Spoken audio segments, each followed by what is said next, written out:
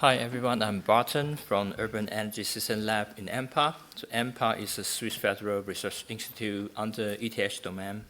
And today I'm going to talk about the tool we developed in our lab and also a new way to design the energy system we try to implement in our group.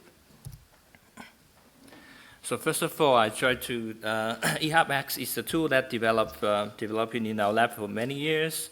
So roughly it's a mathematical model and based on Python, use PyAML, and you can modeling like multi-sector and also multi-stage. And there's some customized function like we integrate with some Swiss-based like database, and the tool has been used in many like projects in Switzerland, from the building label to the model for the whole Switzerland. And there's a company spin out from this using this model in 2020. So the key thing I want to share today is the idea we try to propose is the platform-based design for the energy systems. So basically, this is not a new idea. It has been used in the semiconductor industry for many years. But the challenge is semiconductor design is very complicated.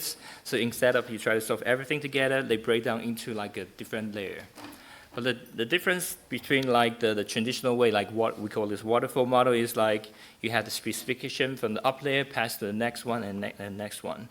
Platform-based design is really focused on the communication between each layer. For example, if you have upper layer pass a specification to the next layer, and the next layer can do some like modeling and optimization, maybe you find out like it's not technically feasible, or maybe if you lose like 10% of the specification, can reduce 50% of the cost.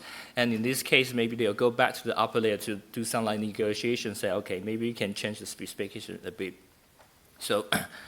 So basically, we try to use this new way to like to design the whole energy sector systems, and there's some benefit. For example, we can easily to scale up those different modules, and each module can really focus on what they really want to do, and hopefully can reduce the time to get the output. But also, we don't want to like integrate all the modules together to make it too complicated to solve. So this idea has been like developed with our project partner in the Berkeley lab. So basically, they will use the Modelica to modeling the geothermal system in detail, and in our lab we will use the ehubX to modeling the energy system in the district level.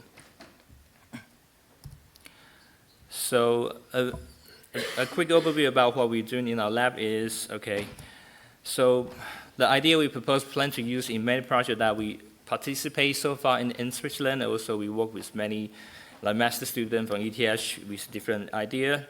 But the next key thing is we try to go for like open modeling approach. So basically, we try to be open source, hopefully by this summer. And also, we want to make the data more like fair, like to be easy to be used by the other people. And hopefully, we can also link the model we have with the other tool. And the key thing is, hopefully at the end, we can like make more contribution to the energy modeling community. Okay, thank you.